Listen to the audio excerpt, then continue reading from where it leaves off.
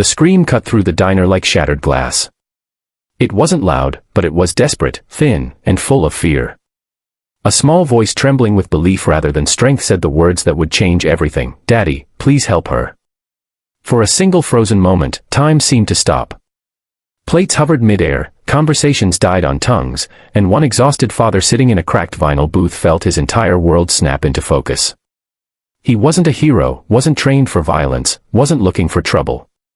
He was just a man who had promised his daughter that as long as he breathed, she would never be alone in the dark.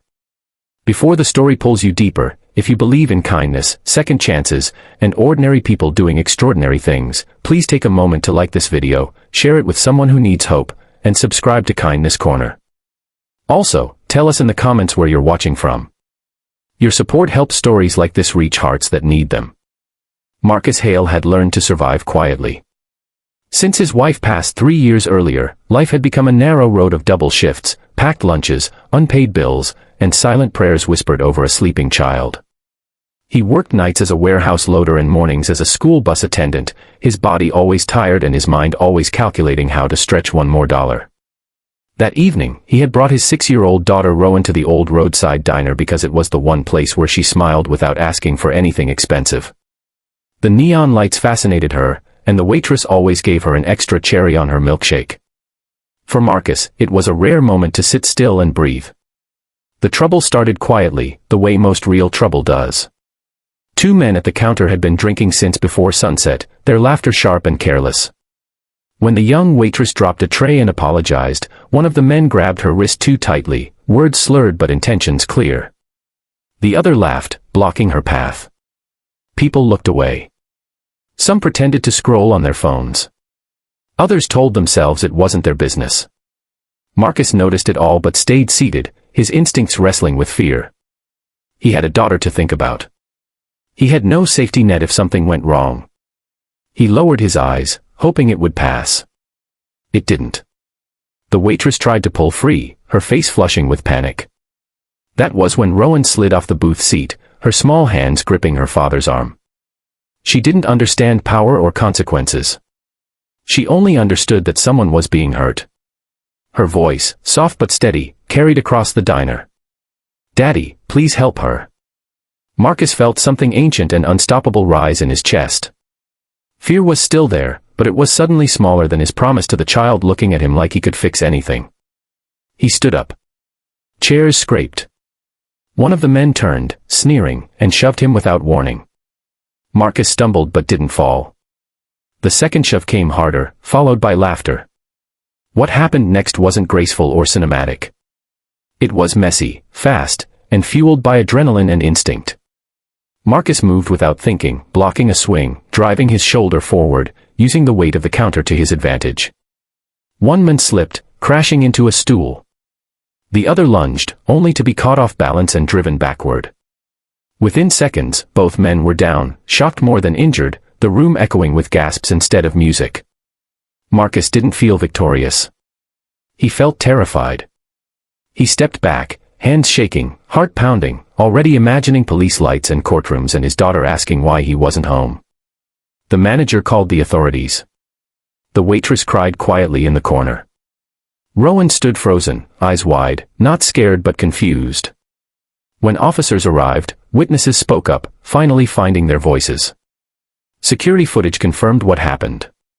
Marcus was allowed to leave with a warning and a weight heavier than before pressing on his chest. The night after was sleepless. Marcus replayed every second, wondering if he had ruined the fragile life he'd built. The next morning, he sent Rowan to school with an extra-long hug and went to work expecting the worst. Instead, by noon, his supervisor called him to the office, face unreadable. Waiting inside was a man in a tailored suit, calm, composed, and entirely out of place among forklifts and concrete floors. The man introduced himself as Adrian Cross, the chief executive officer of a regional hospitality group that owned the diner. He had reviewed the incident personally after receiving an internal report. Marcus braced himself for accusations, termination, maybe legal threats. Instead, Adrian asked him to sit. He spoke about his own childhood, about growing up watching people look away when someone needed help, about how rare it was to see real courage without cameras or applause. Adrian explained that the waitress had been one paycheck away from losing her apartment. That night could have broken her completely. Instead, it restored her belief in people. He told Marcus that he wasn't there to punish him but to thank him. The company would cover any legal concerns, the waitress would receive support, and Marcus was being offered something unexpected, a stable, daytime position overseeing safety and training across multiple locations.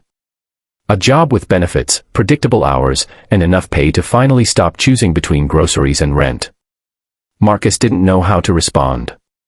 He thought of Rowan, of her small voice asking him to help, of the example he wanted to set without ever realizing the cost.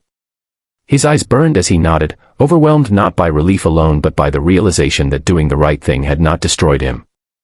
It had changed everything. That evening, Marcus picked Rowan up from school earlier than usual. They went back to the diner, but this time they sat by the window. The waitress smiled when she saw them, a real smile this time, no fear behind it. Rowan waved proudly. Marcus held his daughter's hand, feeling the steady rhythm of her heartbeat, understanding that courage didn't always roar. Sometimes it whispered through a child's faith in her father. If this story touched your heart, if it reminded you that small acts of bravery can ripple further than we ever imagine, please like this video, share it with someone who needs hope, and stay connected with Kindness Corner. Your engagement keeps these stories alive. Before the ending, we have one special request. Please comment below with a single word that describes how this story made you feel. Your words matter more than you know. Marcus Hale never became famous.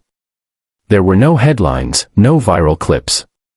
But in one diner, on one ordinary night, a tired single father chose courage over fear.